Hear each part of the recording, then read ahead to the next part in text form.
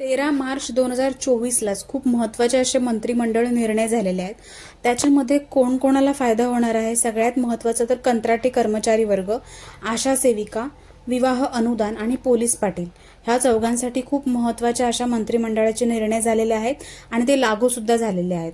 तर राष्ट्रीय आरोग्य अभियानातील कंत्राटी कर्मचाऱ्यांना शासकीय सेवेत सामावून घेण्याचा निर्णय हा हजारो कर्मचाऱ्यांना ह्याचा लाभ होणार आहे।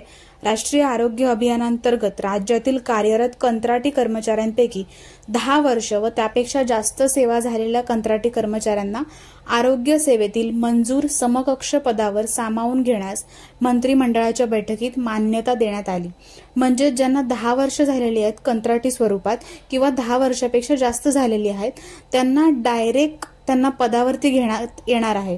म्हणजे जेव्हा आता रिक्त पदं भरली जातील तेव्हा 70% भरली जातील आणि 30% आहेत ते जे कंत्राटी पदावरती आहेत त्यांना डायरेक्ट परमनंट पदावरती घेतलं जाणार आहे। हा एक महत्त्वाचा असा निर्णय झालेला आहे, तो कालच्या बैठकीमध्ये झालेला आहे। दुसरा निर्णय आहे आशा स्वयंसेविकांच्या मानधनात 5,000 रुपयांची भरीव वाढ केलेली आहे। राज्यातील आशा स्वयंसेविकांना राज्य शासनाच्या निधीतून दिल्या जाणाऱ्या 5,000 रुपयांची वाढ करण्यात मान्यता देण्यात आलेली आहे। मानधनातील ही वाढ नोव्हेंबर 2023 या महिन्यापासून देण्यात येईल।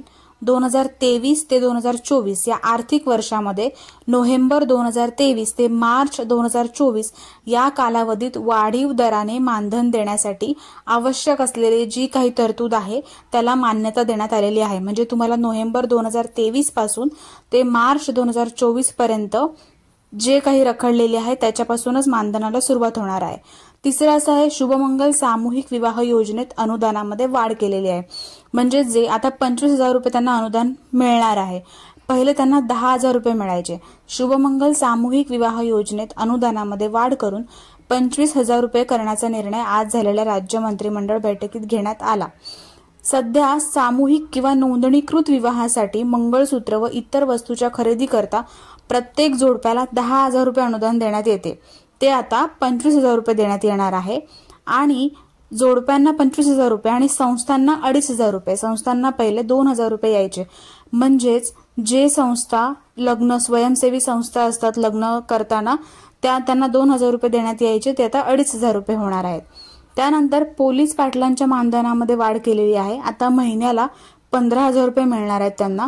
पोलीस पाटलांच्या मानधनात भरीव वाढ करण्याचा निर्णय आज झालेल्या मंत्रिमंडळ बैठकीत घेण्यात आला। सध्या पोलीस पाटलांना 6,500 रुपये मिळतात। पोलीस पाटलांचे कर्तव्य आणि जबाबदाऱ्यामध्ये वाढ झाली असून त्यांना सध्या देण्यात येणारे मानधन कमी असल्याने हा निर्णय घेण्यात आलाय। म्हणजे त्यांना 6,500 होते त्यांना 15,000 रुपये करण्यात आलेला आहे। तर ज्यांच्यासाठी हा व्हिडिओ महत्त्वाचा आहे त्यांच्यासोबत तुम्ही शेअर करू शकता। आणि हे चारही निर्णय कालच्या मंत्रिमंडळ बैठकीमध्ये झालेले आहेत। 2-3 दिवसामध्ये GR सुद्धा येईल आणि GR मध्ये पूर्ण डिटेलमध्ये माहिती सुद्धा येऊन जाईल।